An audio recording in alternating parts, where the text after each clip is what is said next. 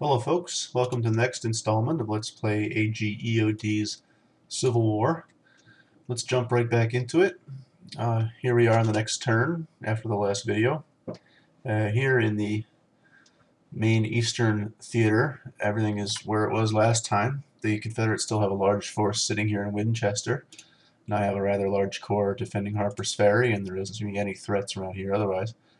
So I'll leave things be. I guess I could try to attack Manassas from Alexandria, but honestly, I don't see the point. If I moved this force forward, that might leave an opening for the Confederates to move up this way, bypass Manassas, and get towards Washington, D.C. I sort of don't want that to happen.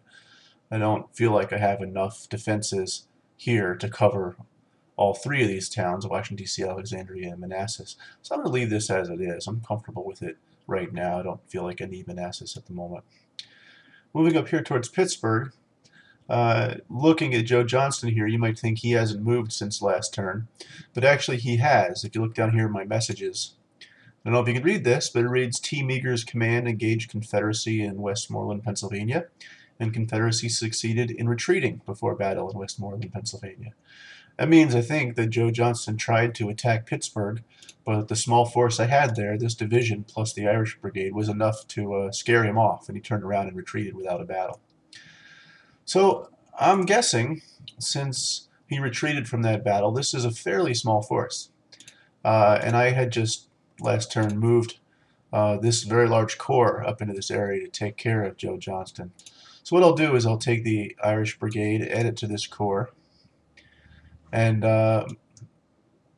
move him down to try to chase Johnston. Unfortunately for me, the main commander here, Erasmus Keyes, he's not activated this turn, so I cannot attack.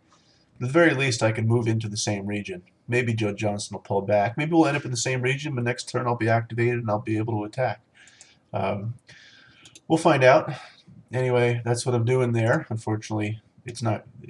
I think it's unlikely to be a battle, but at least we'll move closer to him. So that's it for the East.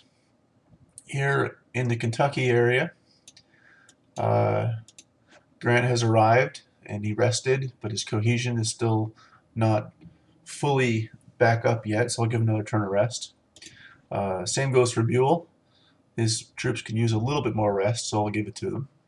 And I'm going to actually take Buell, move him back to Louisville. That will leave Rosecrans, a slightly better general in my opinion, to lead this stack. So I like that.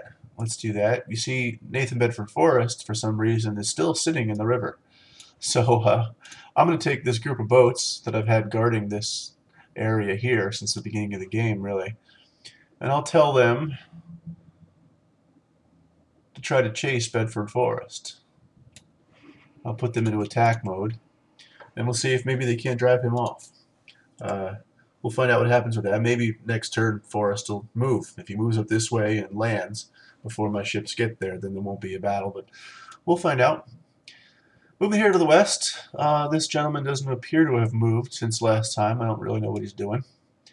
This Confederate unit of irregulars, looks like they're bushwhackers, looks to be a pretty small group. I'm hoping Sumner here can take care of them. So it looks like Sumner is activated. So he can take these group of cavalry. And I'll move him back towards Springfield to try to take care of this group of irregulars. Now you saw, just as an aside, I didn't merely move him into the region, but I moved my cursor on top of that unit and let go. So now Sumner is not just going to move up into this region to try to attack, but if he moves out, if he moves maybe in this direction, Sumner is going to keep chasing him. That's what I want him to do right now. Hopefully he'll catch up and take care of that unit, take care of that stack. In good news, looks like Curtis is finally active, so we can give him his division. So I click on all these and these two. There you go. So now we have these three divisions. They're fully formed and walking down to join Lyon. Looks like they'll be there in 3 turns. So I'll leave all that be. And finally, moving to the south, Joe Hooker's still trying to cross the river. Looks like it'll take him 2 turns to do it. It says 16 days, but one turn is only 15 days, so we're going to wait a while for him to get across there. Meanwhile, it looks like the Confederacy has finally decided to send somebody down to do something about New Orleans. I cannot see uh, what composes this force right now. It could be weak, it could be strong, I don't know. I have these two divisions sitting in New Orleans hoping to defend it. There's one game mechanic we never really talked about yet, I don't think. This might be a good opportunity for it. If you look here, there's one of these many icons has the number 5 next to it. This is the icon that corresponds to the entrenched level of my troops. So what that means is, when you first move a unit into a region, it isn't entrenched yet because it just got there. But over successive turns, the units can dig in and build up their entrenchments more and more. So you move them into a region and they have no entrenchments, but maybe the next turn their entrench level will have risen to 1. Turn after that, maybe it'll have risen to 2, and so forth. These guys have been sitting here so long, their entrench level has gotten up to 5. That's really going to help them out. If these guys want to attack, um, uh, these two divisions will fight a little bit stronger than they would if they were just sort of out in the open because they've been building up entrenchments for quite a while. So that number 5 on our entrench level is going to help us in case these guys attack. So I think that's it for this turn. I don't think I want to make any more moves. Let me pause it, and I'll do the inner turn and let you know what happens. Okay, hey guys, we're back. Here we are on the next turn. There were no battles in the last inner turn. Here in the east, things are pretty much as they were. The Confederacy has a large force in Winchester still sitting there, and our defenses are still in place. Some of the small number of units I raised a couple turns ago to build a couple more divisions in Washington, D.C. are finished, so I have them moving on their way. Here in the Pennsylvania area, it looks like Joe Johnston disappeared after we sort of moved towards him with this corps under Keyes. However, somebody new has popped up. I don't know what general this is, but he looks like he's moving up into Pennsylvania. So I'm going to take Keyes. I'll have him walk back to Pittsburgh to get back on this rail line. So depending on what this guy does, maybe we can chase him out of here next turn. So that's all I'll do here. Moving farther west, things are getting a little interesting here in Kentucky. First off, this division that up to the last turn was under Buell is now under Rosecrans. Could put him on attack mode because he's active this turn and railroad him off to attack Evansville. So hopefully we'll take Evansville back.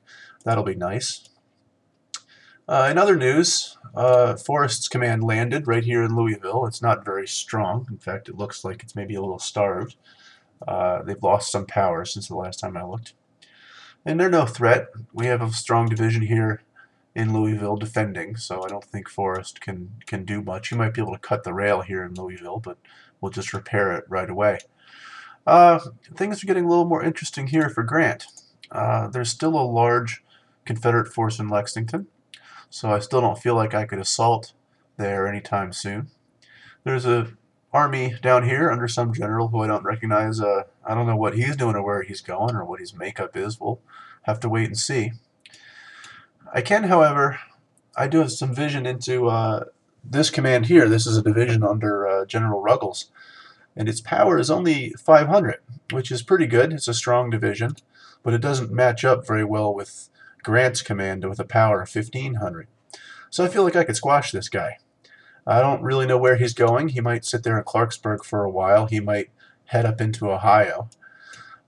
We're going to find out soon. It looks like Grant can get there next turn, and he is active. So I think I'm going to go ahead and do that.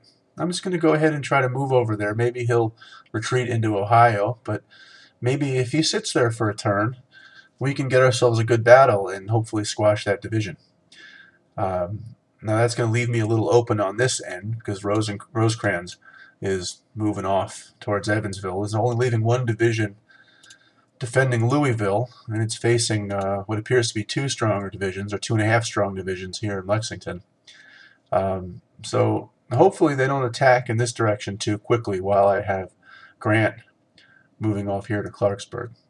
We'll see. Those are my plans for this turn. Let's see what happens. Here in the west, this guy still hasn't moved. I don't know what his deal is. This small unit of bushwhackers. I managed to chase him out of Springfield without a battle. I'll tell Sumner to keep chasing him. And finally, not quite finally, but down here in Fort Smith, these three divisions are about 2 turns away from joining Lyon. But things are getting a little interesting. Van Dorn is running around here in Indian Territory.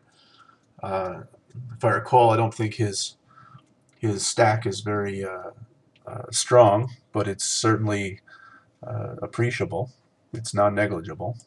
And also, there's this other force here that popped up, headed by 2 quite strong brigades. So this stack looks like it has a power of, you know, something like 400. Not really a threat to Fort Smith or anything right now, but as these 3 divisions move down to join Lyon, this guy could certainly be a threat to our supply line. He could take Fayetteville, for instance.